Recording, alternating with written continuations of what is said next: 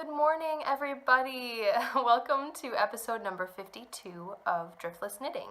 My name is Jennifer. You can find me on Instagram and Ravelry as Driftless Knitter, and you can find the podcast on Ravelry if you search for Driftless Knitting under the Groups tab. I'm coming to you from Cross Plains, Wisconsin, just outside of Madison. It is Monday morning, the 15th. Do I have a calendar anywhere? I believe it's the 15th of January. It is just before 10 o'clock. It's about 10 to 10, and it is a snowy, beautiful snowy day today. I'm really glad I don't have to drive in it. I will admit that. I'm here at home so I can look out my window and say that it's a beautiful snowy day, and people who are traveling and going to work probably aren't too thrilled about it, but you know, that's okay. I'm gonna enjoy it from inside my cozy apartment. I'm looking out our big glass sliding doors, which are right in front of me, and we have a bluff behind our building with trees on it. There's like a hiking trail back there. It's just a really beautiful backdrop to our apartment, and the snow is coming down. It's snowing actually quite hard, and it snowed a lot yesterday, so the ground is covered. We have probably an inch on the ground, and then it's snowing even more. So for this winter, not having had a whole ton of snow yet for Wisconsin, that's slightly unusual. It is kind of nice that we're maybe going to get a little bit more. A lot of people around here like to do outdoor activities. I know, call us crazy. It snows a lot and we go outside, and you know, that's when we do our outdoor activities. But winter activities are really big around here. Snowshoeing and cross-country skiing, downhill skiing, it's really popular. So now that we have a little bit of snow on the ground, you know, it might be a little more doable. So I'm personally hoping to get my snowshoes out. I have a brand new pair and haven't been able to use them yet, so here's crossing my fingers. I'm drinking a very hot cup of coffee right now out of my Debbie Bliss mug. This is my double rib knitting mug. Oh, I always forget. I have the camera like flipped over, so I'm used to looking over here. Like I usually have the lens like on this side, and it's like right there. Now I'm like staring right at it.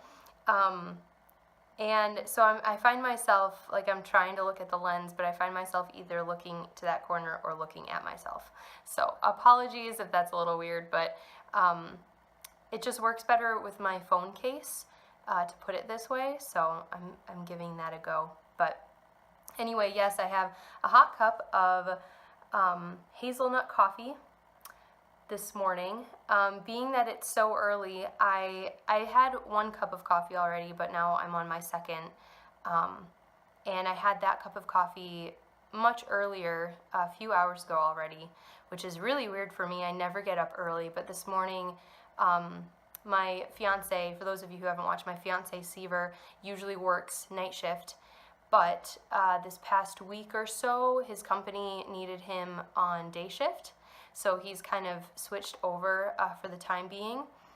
So he got up kind of early this morning, and I could have gone back to bed, and probably later on today I'll wish that I had, but it was about like 6:30, and I thought, what the heck, just get up and get some stuff done.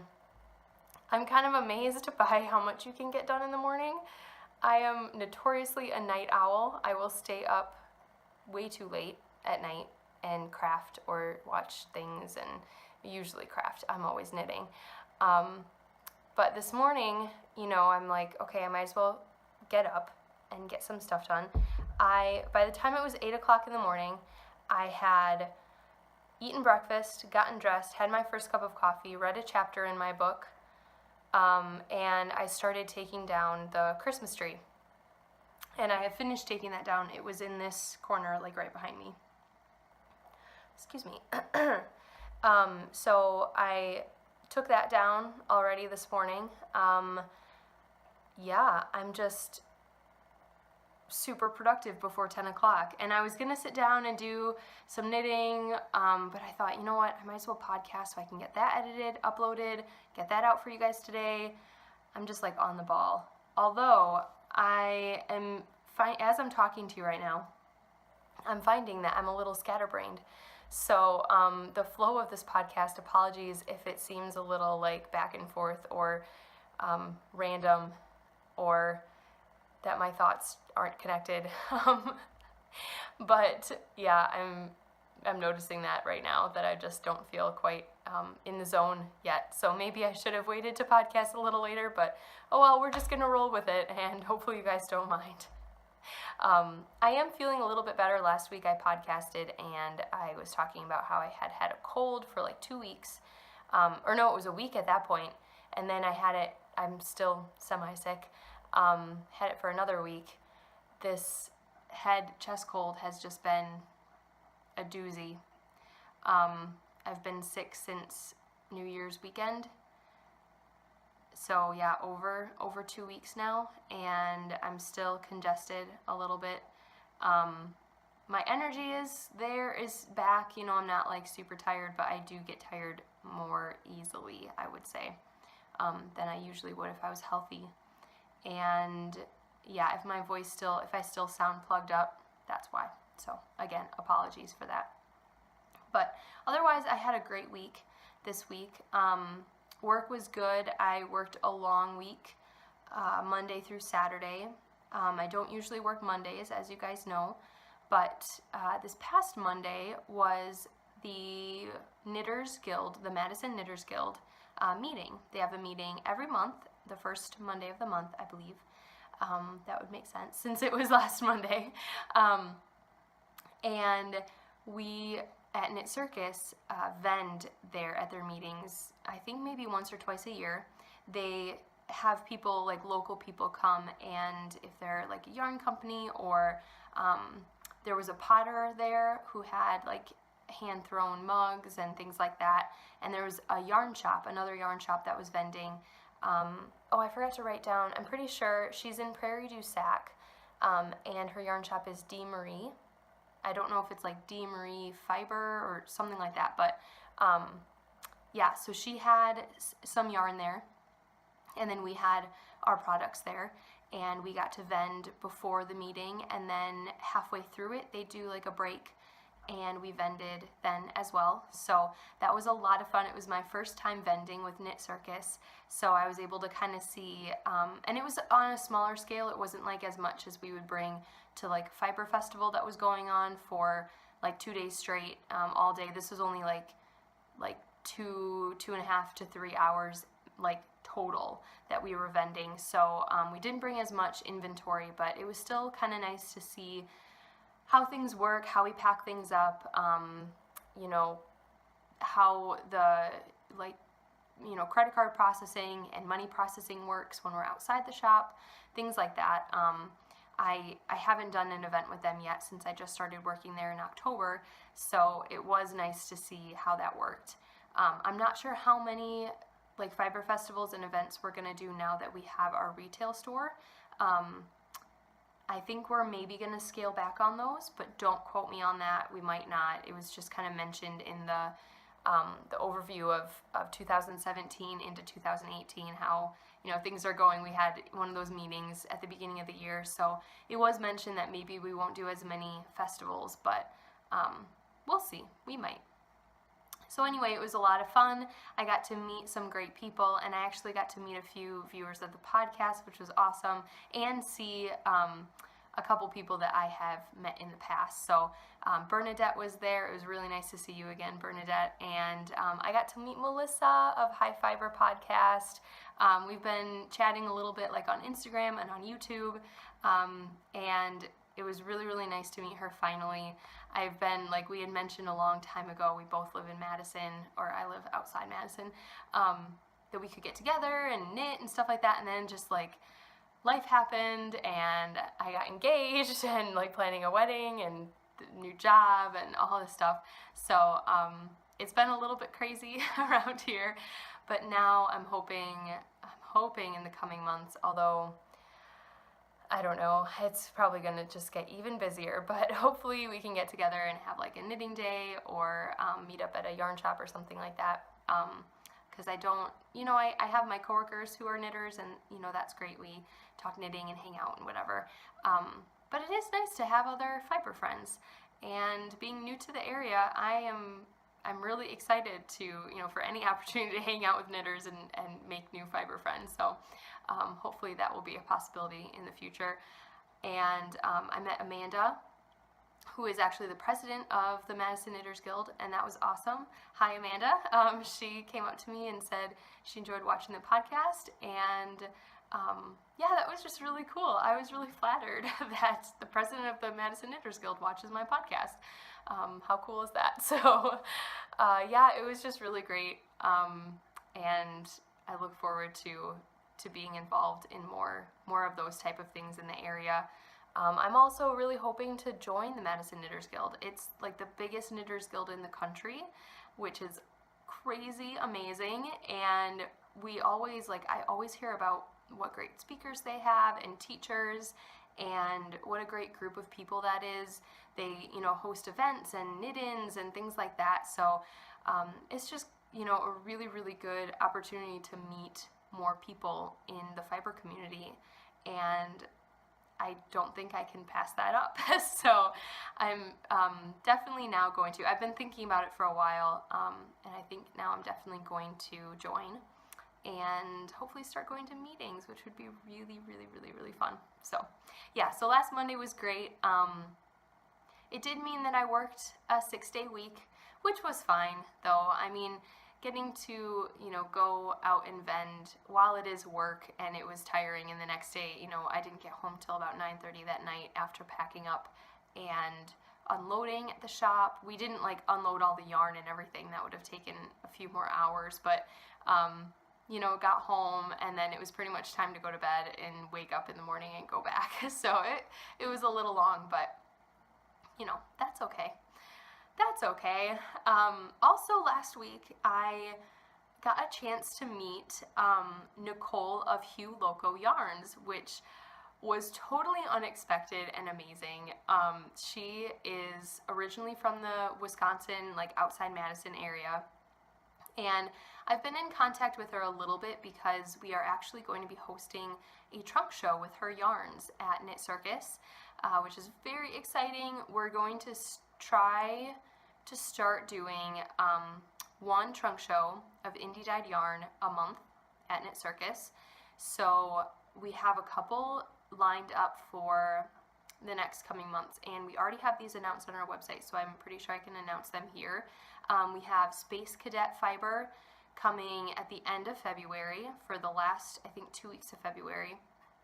And then we have Savvy Skeins out of Arizona, I think? Yeah. Savvy Skeins coming. Not the dyers, so we're not going to do events where the dyers come and they're there for a day or something and people can meet them and talk to them. It's more of, we're going to get a whole bunch of their yarn, and we might do a kickoff event, but we're going to have their yarn at the shop and sell it, and that way people can get a chance to come see the yarn and buy some indie dyed skeins that they might not otherwise be able to get. So we're doing Savvy Skeins in March. I think the whole month of March they'll be there, and then Hue Loco is going to be there the whole month of April. So that is very exciting. I am really looking forward to that. And I've been contacting and emailing Nicole back and forth for quite a while, and just kind of getting that set up. And on, what day was that? Friday? Yes. On Friday, I was at the shop. It was 4:45. I was, gonna get ready to close.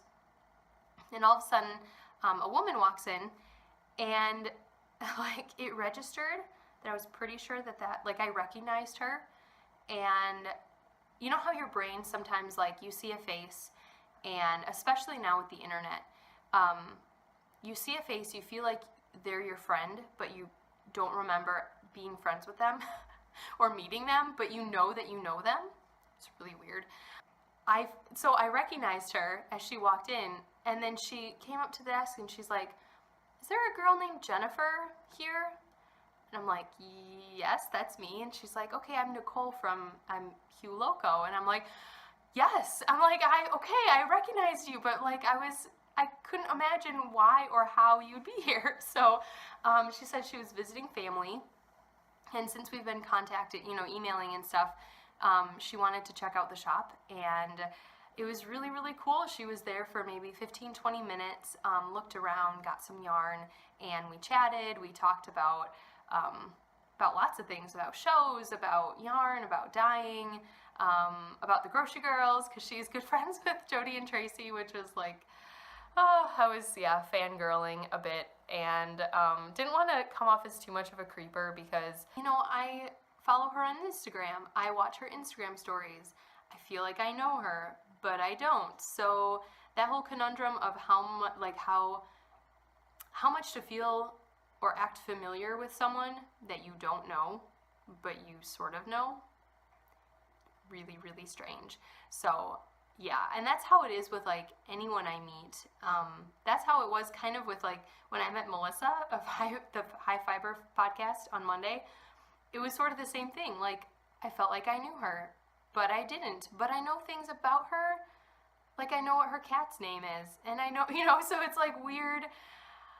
Yeah, you guys all understand this because you watch, yarn and knitting podcasts, and it's the same thing when you meet, anyone that you have watched or followed for a long time. So anyway, long story short, Nicole is lovely, and we had a good little visit, and I'm just really excited to have met another indie dyer and, someone that I admire so much. So thank you, Nicole, for being wonderful. You probably don't watch my podcast, but if you do, hi, and it was great to meet you. All right, so we're about 20 minutes in. Let's get into some knitting, which is, I'm sure, why you all are here. So I have a couple works in progress. I have a finished object, and I have a couple acquisitions. Okay, so first let's talk about this work in progress. Last week, I mentioned how I really wanted to start knitting more garments. That was one of my 2018 goals for knitting, and I showed you the first sweater that I was going to cast on. So I did cast that on. It doesn't look like a sweater. Yesterday, we drove to Dubuque, Iowa, because Seaver's brother Trevor, his birthday's actually today, he's turning 25, and he lives in Iowa City. So we met in Dubuque, and we had lunch at a really, really good Italian restaurant called Vinnie Venucci's. If you're in the Dubuque area, they have the best garlic bread ever, but then again, you might already know that because I feel like people should go there, and probably do go there. Anyway, their bread is delicious. So I was knitting on this in the car, and Seaver's mom, we all carpooled, and Seaver's mom was like, "Is that like a hat?" And I'm like, "No." She's like, "Is that a baby sweater?" And I'm like, "No, it's a sweater for me." And she sort of looked at me like I was crazy, because look at it. But then I explained to her that this is actually the top, and it is a turtleneck. So this is what, it'll be a little bit bigger. I think the pattern calls for 10 inches of ribbing. I don't think I'm going to do 10 inches. This is probably not even like 6. Maybe this is like 6. I don't know. I haven't measured it in a while, but I know it's not enough. I'm probably maybe going to do 8. So I'm going to cut it down by 2 inches so that it's not like, I don't like anything pressing against like this part of my neck. I get kind of like claustrophobic feeling if I have anything like that close.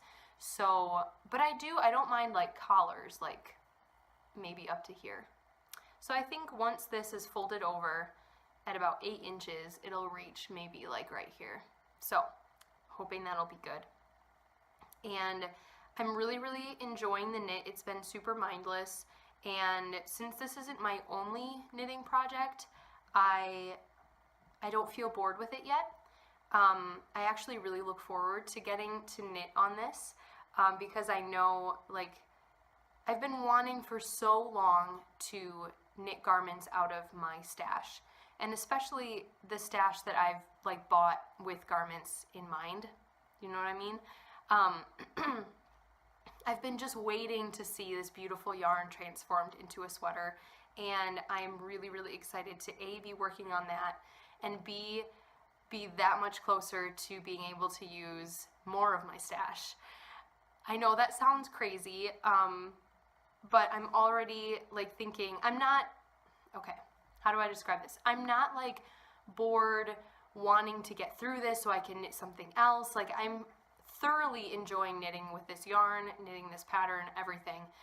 But in the back of my mind, I know that once I finish this one, I can do another one. And I have such gorgeous yarn in my stash, and I'm so excited to use it. So, yes. So that's still in my head. So the gorgeous yarn that I am using for this is a skein of Miss Babs. I don't know what yarn this is, unfortunately. I threw away the tag, and I don't know why. But it was one of those skeins where it came in a gigantic, huge hank. This is fingering weight. I believe it's a 75-25 blend. Kind of like your standard workhorse fingering weight yarn. And again, I don't know the colorway. But I have this. I had to split them up. Sorry. I put something down on the table, and yeah. Okay. I had to split them up because it was so big I couldn't wind the entire thing on a Swift. That's how big it is. So this is the smaller ball of yarn. The bigger ball of yarn is over there in my bag, and I already, used this much out of it. So yeah, it's like 1,800 yards, 1,700 in this skein. And if I did my homework and my research on the Miss Babs website, I'm sure I could figure out like what base it was. But I just haven't done that. So yeah, if you're curious, you can go to her website and look. But again, yeah, this is just, it's so lovely to work with. Like, honestly, the feel of it is just like any 75-25 blend. There's nothing like super special about the feel of the yarn. It's the colors really that makes it special, and that's what drew me to it. Not only that, but like the size of the skein, the fact that I could like hold it in my arms like a baby was somehow satisfying. I don't know. But these like tans and grays and blues, it's just, they're so my colors. And even though it is kind of, I wouldn't say it's pooling, but it's kind of like striking. Isn't that what you call that? When it like has a line in there. I don't know. It won't be like that for the whole sweater, obviously, because I'll be adding more stitches, and that'll kind of break apart these lines of color a bit. So yeah, so that'll be good. I kind of want it to look like, see this section right here between my two fingers? I want the sweater to look like that, with like just little like pieces of the blue with the gray and tan kind of mixed in. That's kind of what I had in my head, like looking at this skein of yarn. But if it has a couple, seriously guys, I can't win here. If it has a couple like strikes of blue in it, I'm not gonna mind at all. So this is just really fun. I'm excited to be knitting a big project for myself again, and I can't wait to knit more. Yay! So when I'm not knitting on that, and for the past 2 days, I haven't really done a whole lot. I did some in the car yesterday, but not a whole lot, because I've been knitting on something new. I have not talked to you about this because it kind of just came to mind that I needed to knit this, like on Thursday? I started it on Friday. And with the progress I have, you can tell that I have, knit on it quite a bit. So this is the Tiny Tea Leaves cardigan by, I forget who designed it specifically, but it was designed for Madeline Tosh. I can look up the designer and put it at the bottom, but I've knit quite a few of these. There's 3 versions of it. There's the tea leaves, the adult tea leaves, which is just called tea leaves. There's the tiny tea leaves, which is the child version.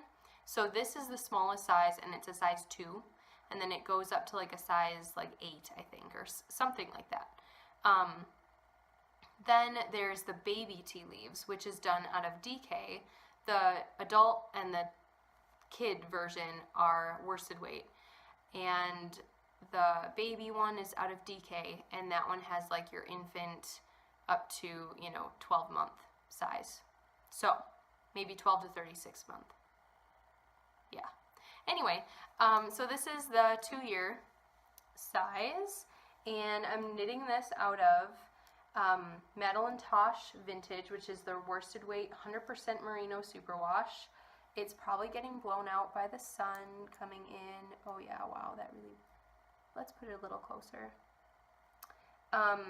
This is their button jar blue colorway, which has been discontinued since I bought this, which is such a shame because I remember when we sold this at Yarnology, where I worked previously, it was one of the most popular colorways, hands down.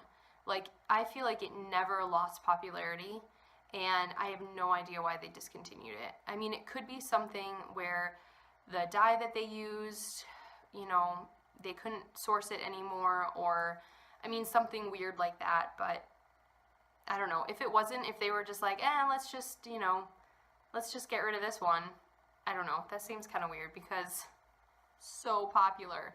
So I snagged a couple of skeins of this. I think we had already known it was discontinued, but we had some left in stock, and so I bought some like right away, thinking that I would do a baby sweater with it. So this is for my friend's little girl, Melanie, who is about 1.5 years now, and she's probably like average size, so this will be a little bit big on her when I give it to her in a couple weeks, but she'll be able to grow into it for, you know, the spring, and hopefully next fall she'll still be able to wear it. So yeah, I've been really enjoying that. I love this pattern. The only thing I really don't love, and it's just because it takes a long time, are these ruching sections. They look super cute. That's one of the reasons why I love this pattern. But they take forever. So what you're doing for these sections is you're increasing your number of stitches. Pretty much you're doubling them really quickly. And then you knit those for a few rows, and then you decrease them back to the original amount really quickly. So for these like 4 rows in between, it takes forever because suddenly you go from like having 100 stitches to having 200, and from having 150, you know, because you do increase as the yoke gets bigger. It's not like 150, but to like 300, and it just takes forever. So really don't enjoy that. I knit myself one of these sweaters, and I have no idea how I got through those rows because, like, it seemed tedious just for the amount of stitches for a baby sweater. I must have complained the entire time. I don't remember because it was like 2 years ago, but yeah, I'm sure I did not enjoy that. So I'm getting pretty far. I started this on Friday, like I said. Knit on it quite a bit Saturday night and a little bit yesterday. I didn't think that I knit that much on it, but I probably knit a good, like, from here to here, or here to where I am right now, last night. So quite a few inches. It just didn't feel like a lot of knitting. That might be because I'm knitting worsted weight, and I'm not used to how fast that grows. So I probably only knit for an hour or so last night, but it grew fairly quickly. So I have a couple more inches to do on the body, and then there's a band at the bottom, and then the sleeves. So I'm hoping to get this done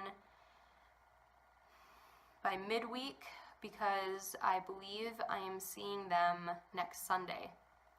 So I really wanted to get this done quickly because my other friend, the 3 of us are getting together. My friend Elizabeth, Amber, and myself, they were my college roommates, and Elizabeth is the mom of Melanie. And then Amber just had a baby in, oh my gosh, November. I was going to forget. In November, so not that long ago. And if you guys watch the podcast, if you've watched the podcast for a while, you will know that I knit her a bunch of stuff for her baby shower. I knit the Kickapoo blanket, which I designed. It's a free pattern on Ravelry. Go check it out. And that was for her little guy. And some socks and a hat and just little goodies like that for her baby shower. So I want to knit him. I haven't knit him a sweater yet. And he's still tiny enough that it won't take me that long. I can knit a small size and get away with it. Though I will probably knit it a little bit bigger, you know, than he is right now, just so that he can fit into it longer. But I'm hoping to get that done too by next Sunday, and that might be a little, I don't know, optimistic. We'll see how much I get done today. It's still only like 10:30, and I have the entire day to sit and knit. So that's exciting.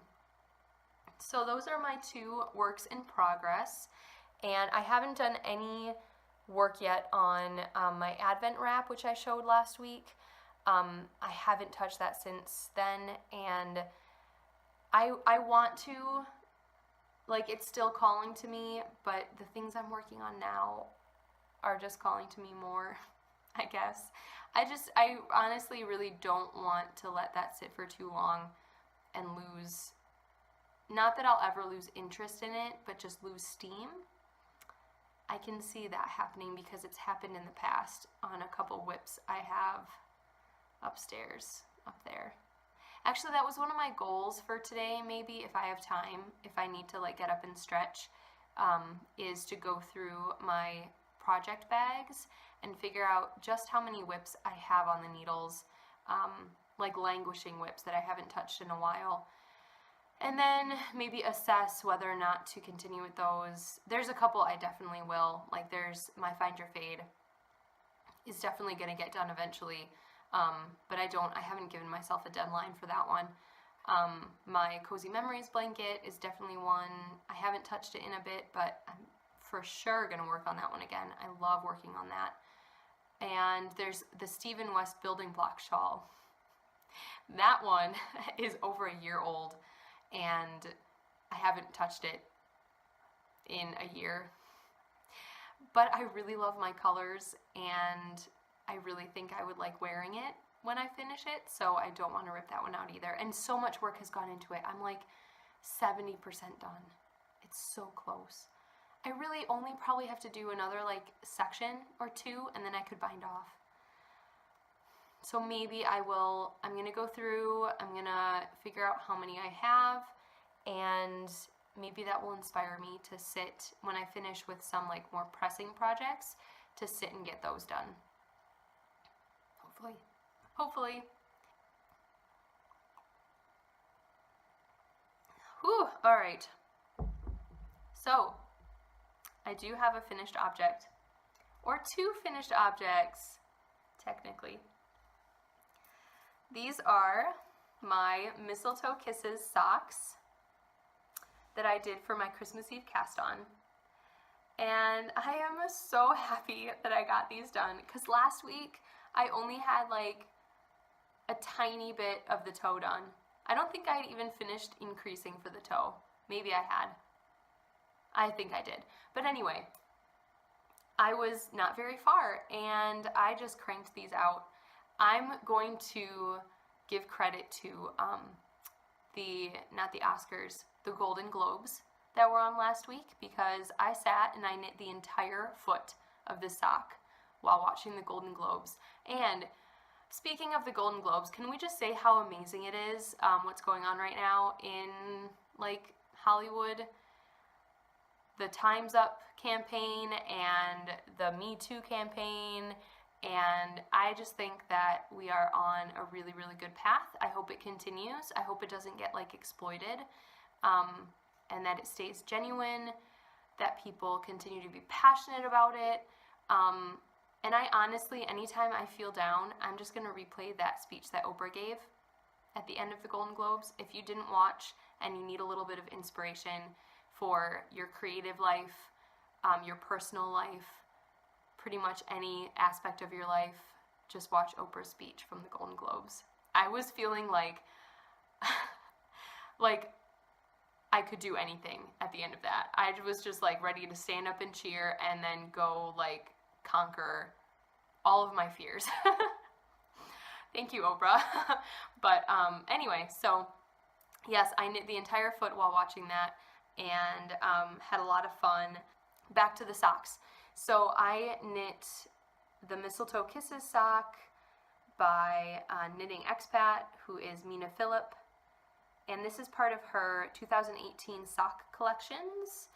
The clubs that she's doing, I am participating in both of them, which I'm very excited about.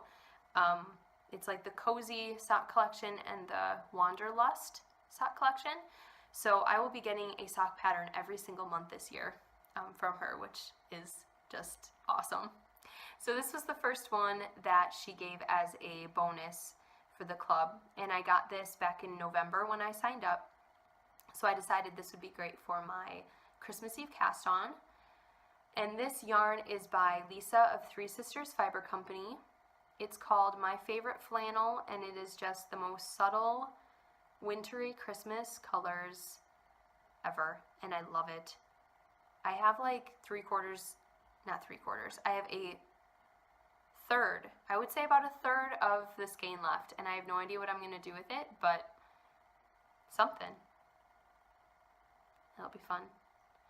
So yeah, I don't know if you can see the stitch pattern on there. I don't know if the light is good enough to pick it up.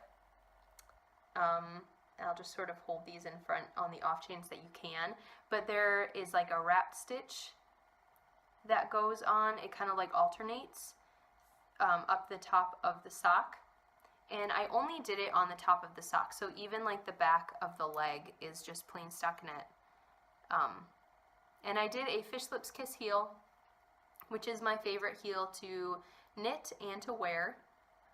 And as you can tell, these look a little floppy on the sock blockers. And that's because I wore them all day yesterday and all night. And just took them off this morning to show you guys, or else I would have worn them all day today. It's not gross because they're clean and I was clean, so yeah.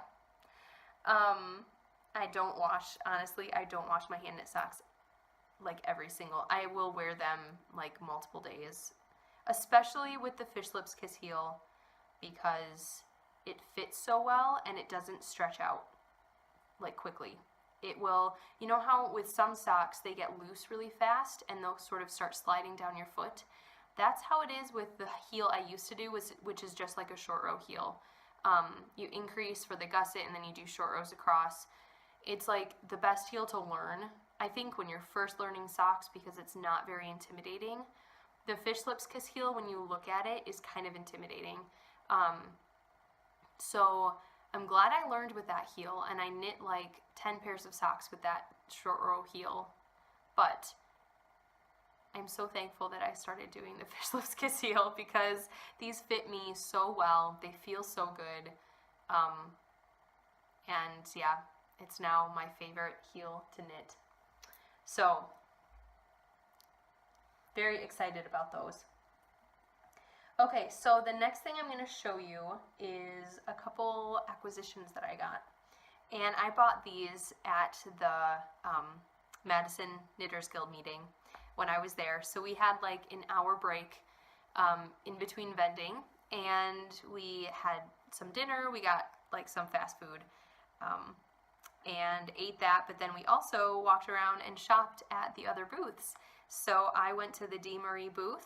She had some great yarn on sale there, and I, of course, she had wonderful yarn, but I was drawn to the Madeline Tosh. And we used to sell Madeline Tosh at Yarnology, the yarn shop I used to work at in Winona, Minnesota before moving down here. And we stopped selling it for various reasons. But I still love Madeline Tosh. I still have Madeline Tosh in my stash that I am very excited to use someday. And when I see Madeleine Tosh, I can't help but fawn over it and touch it and look at the beautiful colors. And they have come out with so many new colors since I was familiar with it. I was very familiar with it because I was the one to order.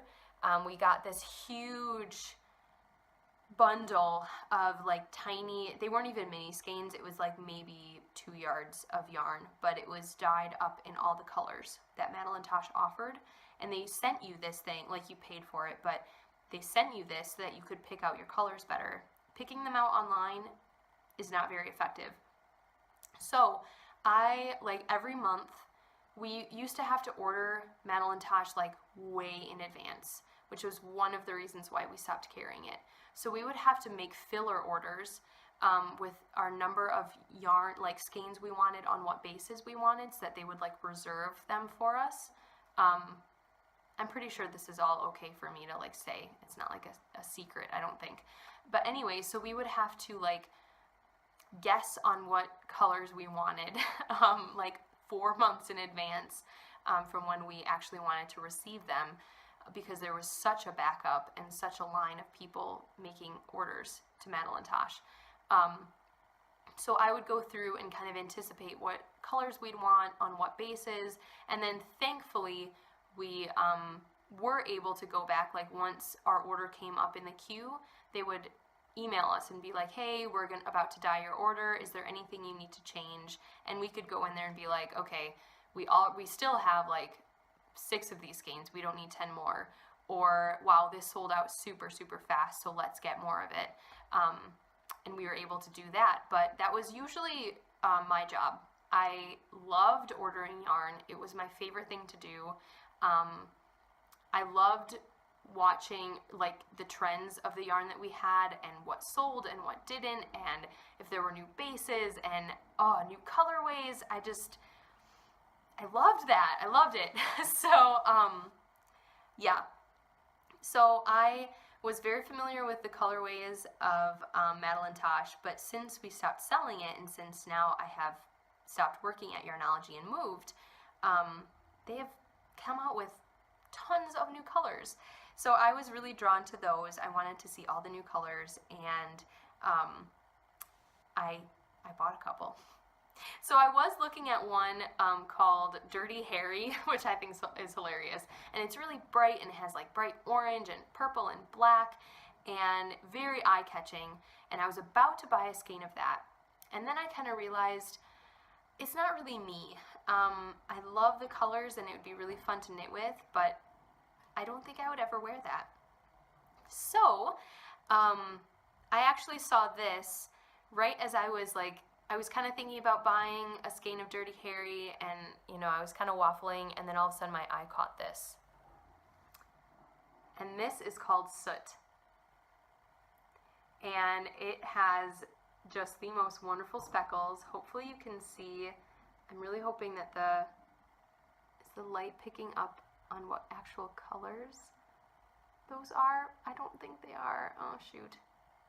It's like black and purple and a little bit of hot pink, and there is actually like some gold in there. Oh, just beautiful. And gray, purpley gray. Oh my goodness. So yeah, this is called Soot, and they've changed their labels. Look at that. It says Mad Tosh.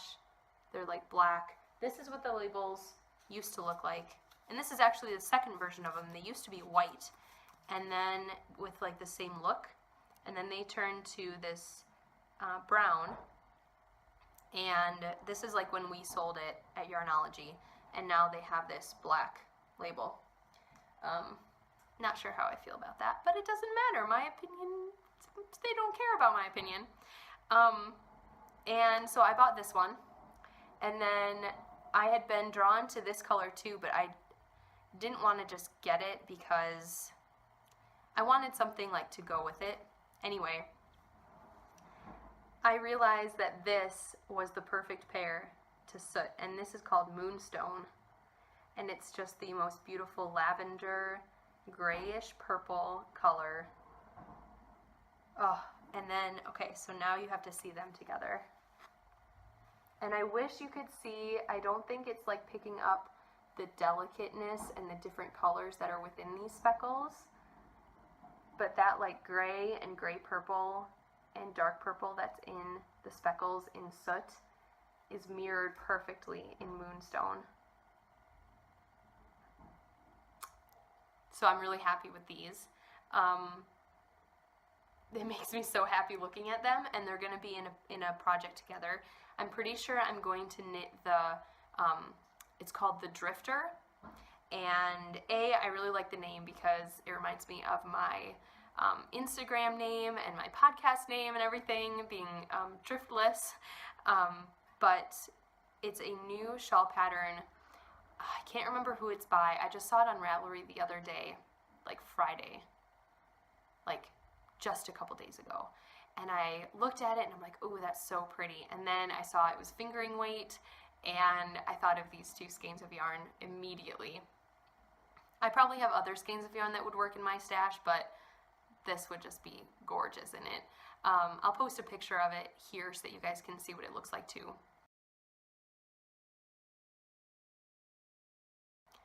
And yeah, so, oh, and I forgot to say what base. This is Tosh Merino Light, which is her single 100% merino, superwash merino, right? Yep, Tosh Merino Light. Yay! 420 yards in each, and it's just going to be the most beautiful shawl. Yay!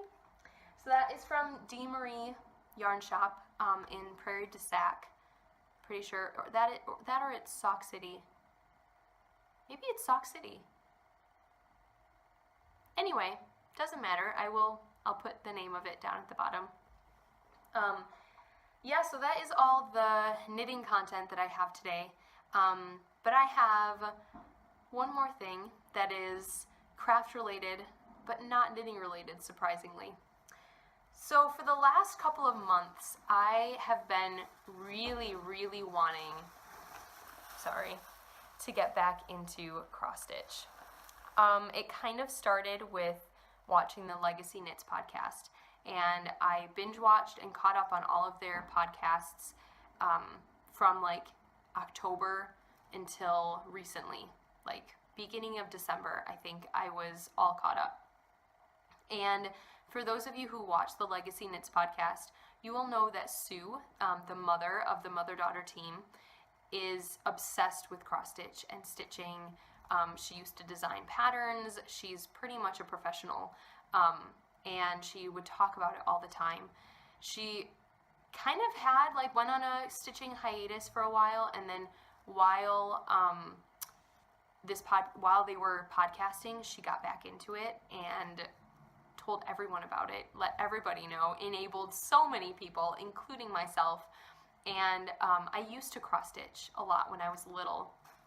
It was the first craft I got into, probably when I was like 6 or 7 years old. My Oma, my grandmother, used to have us do these, oh, it's all gonna fall, do like the plastic canvas. So she would give us like a square of plastic canvas and a huge tapestry needle, like one of the really thick ones that we use for sewing in ends, and some yarn, and she would just let us like stitch on it. So we would make up, we didn't cross stitch, we just sort of like hooked it through the plastic canvas and made pictures. So that was like when I was like 4 or 5, and then when I got to be about 6 maybe, she set us up with our first cross stitch projects, my sister and I. And I did a couple little ones, like really little ones, and then attempted my first big project when I was maybe like 7. And I remember it being almost like homework in a way. When we would get home from school, we'd go over to their house because they live next door, and we'd do our homework, and then we would sit down and do cross stitch. We had to do, not every day, she probably didn't make us do it every day, it felt like it, but we would have to sit down and do like a line or a little section of our cross stitch. And sometimes I really enjoyed it, and sometimes all I wanted to do was go play. And you know, it was probably only like 10 or 15 minutes that she kind of required us to sit there and do it. When you're like little though, that feels like an eternity. So I do remember sometimes complaining or not wanting to do it. But then of course there were days where, you know, I really wanted to and I sat for longer and I did it. That's just the way of being a child. You just sort of put things down, pick them up. One day you'll enjoy it, one day you don't. So long story short, I never finished that project. And a couple Christmases ago, she actually gave it to me because you know, we don't throw anything away. Of course you don't, especially a half-finished cross-stitch project, even though you started it when you were 7 and you hadn't looked at it for about 10 years. Yeah, so she took that from me eventually, and like when I went off to college, and she ended up finishing it for me a couple of years ago and gave it to me as a present. It's like a welcome sign with a dog on it. It's like, I mean, it's big. It goes on the wall. It's like a full-sized welcome sign. And I did a fair amount of it as a child, but yeah, she had to finish it up for me. So over the last couple months, I've mentioned to her how I was thinking about getting back into cross-stitch, and you know, more and more I was, you know, really wanting to, and but where do I start, and blah blah blah. So for Christmas, she gave me a copy of, is it just cross-stitch. So she gave that to me along with a big bag of, whoops, a big bag of floss of various colors. I think she just took the one she had like multiples of, because she does a ton of cross-stitching and sewing and knitting and crochet and quilting. She's a woman of many talents. So she gave me this big bag of floss and this guy.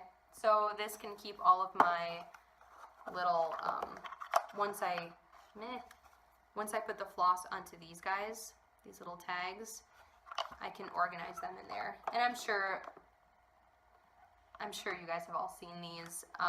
If you've ever cross-stitched or made friendship bracelets or anything, you know, you probably had one of these. I had probably like 3 of them because I was obsessed with making friendship bracelets when I was little, and I used up, my mom used to cross-stitch too, and I remember going through her like sewing basket when it was in the closet. She hadn't used it in, you know, a couple of years, but I got into like weaving, like hand weaving these little friendship bracelets, and I totally went through her floss and took a bunch of it.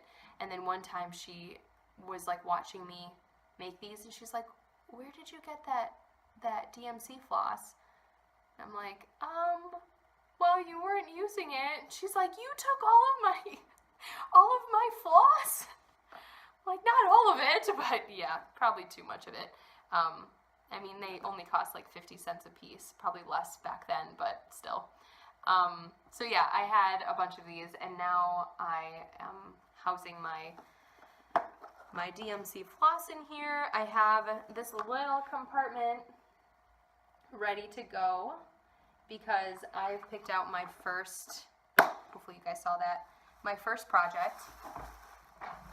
I've actually picked out my first 2 projects out of this magazine because this is the only like pattern book magazine that I have.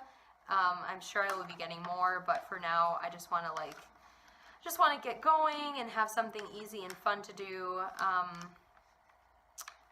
Here's the picture of it. So the first one I'm gonna do is a littler one to just get myself back into it, and it's this cute little thing down here. So it just says Halloween.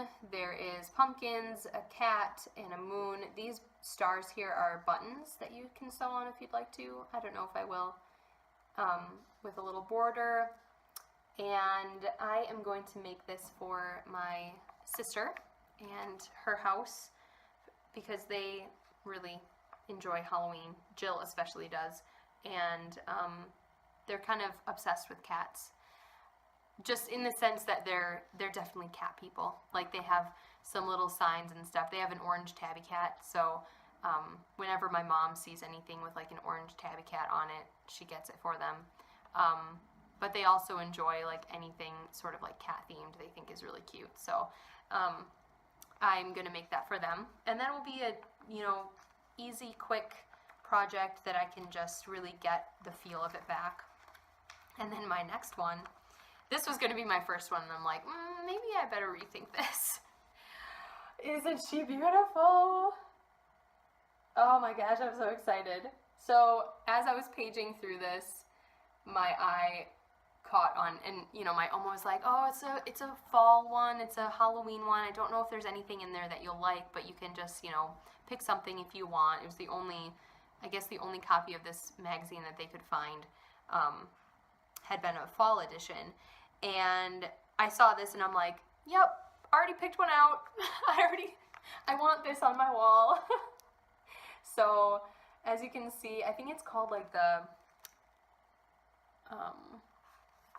it says Autumn Harvest Girl, but I don't know if that's the actually, oh yeah, that is the actual like name of the design. Autumn Harvest Girl. So she's got vegetables and plants surrounding her, but then she also has her little animal friends. There's a fox. Is that a fox or a coyote? It's kind of big for a fox, but I guess it's supposed to be a fox. And a rabbit and a deer and her little gray cat down there and a squirrel. Oh my gosh, it's so cute.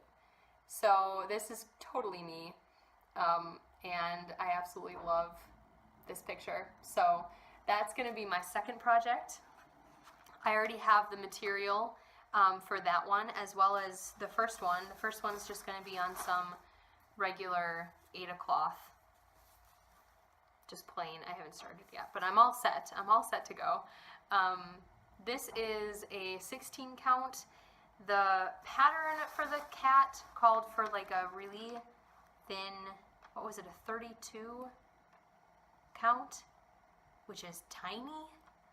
But they wanted you to stitch over 2 threads.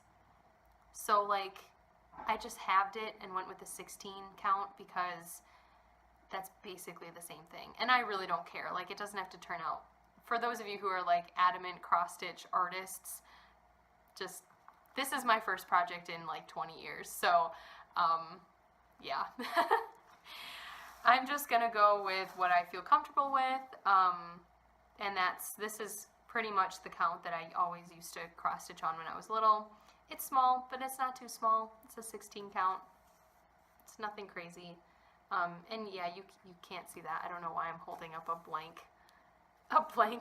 hoop for you to look at.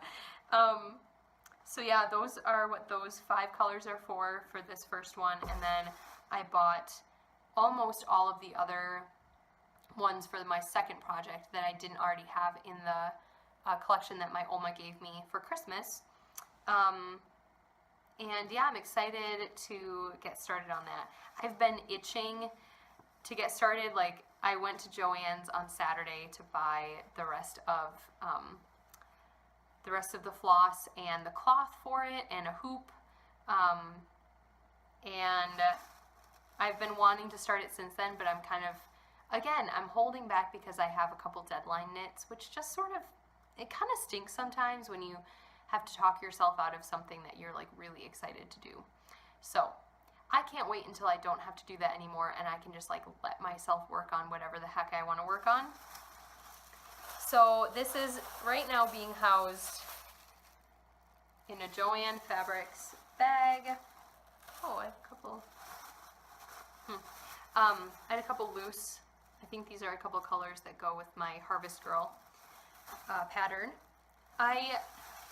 Yes, like I said, this is being housed in a Joann Fabrics bag, but it won't be housed in there for long because Saturday, when I got home from Joann's, I decided I need a really nice bag to put all of this stuff in. And I was looking on Etsy and randomly came across this gorgeous craft storage bag from Baggy Aggie. And I don't think I've heard of her, like from a podcast or anything, or seen any of her things, but this is basically like a revamped version of remember those bags? I had one and my Oma had one. They like collapsed. It had like a wooden frame and there was cloth kind of over it. And when you opened it up, it kind of opened up the legs and it stood there. And you can like put your books in there and your hoop, and you know, it was kind of like it wasn't so much like a cloth bag as it was like a case in a sense. So I was looking for something kind of like that, but not really. And this is like a combo of one of those wooden framed like needle, I don't even know what to call them. It's not a case, but anyway, you know what I mean. One of those and a bag. It's quilted, but it has like wooden handles on it. It has a zipper that comes across and it like opens. So you can close it and take it with you, which I think is fantastic. And it doesn't have the wooden like legs like my kind of needle bag had back in the day, but it does have a like rectangular bottom, so it can just sit there and open up, and you can just have it sitting next to you. I'm so excited. It shipped out today. I think I got an email, and it is from the UK. She does live in the UK, so it might take a little while to get here, but oh my gosh, I'm so excited. And it was so reasonably priced. Oh my gosh, with shipping, I think it was like $33. It was like $24, like without shipping. And then, of course, shipping from the UK is going to be a tiny bit more, so it was like maybe, you know, $10 to ship, $9, which still isn't awful at all. So I am just so excited. Yeah, thrilled, honestly thrilled to be getting back into this. I'm really hoping that the excitement continues and it's not something that I work a little bit on, set aside, and don't touch for another 10 years. So we'll see. But yeah, I'm just really glad that my Oma kind of gave me the kickstart to get going again and get excited about it. So yeah, hopefully you guys will see progress on that next week. All right, so I think that is just about everything that I wanted to talk about. I hope you all have had a fantastic weekend and are getting through your Mondays just fine. It is, like I said, it's snowy here, so if you're in a wintry, snowy climate, I hope you enjoy that. Oh, I forgot to mention that my knit-along, which is the first snow knit-along, is still going on through the end of January. So if you're interested in participating in that, please go to my Ravelry page, Driftless Knitting, the podcast Ravelry page, and check that out. There's a thread there kind of talking about what it's all about. Basically, you just have to knit something that's like winter, snow related, or, you know, that's cozy to wear in the wintertime. Or to use. I guess it doesn't have to be like to wear. Blankets definitely count. Things like that. Slippers. I guess you wear slippers. So go there and enter some of your projects that you've knit in the last couple of months, and I will be picking a prize winner out of the chatter thread. There's only one thread. FO and chatter goes into the same one, and I'll be picking a prize winner from there at the beginning of February. So yeah, be sure to go check that out. And otherwise, I will talk to you guys again next week. I hope you all are getting lots of crafting in and are doing things that make your heart happy. I definitely will be doing the same, and I'll talk to you all later. Thank you so much for watching. Bye.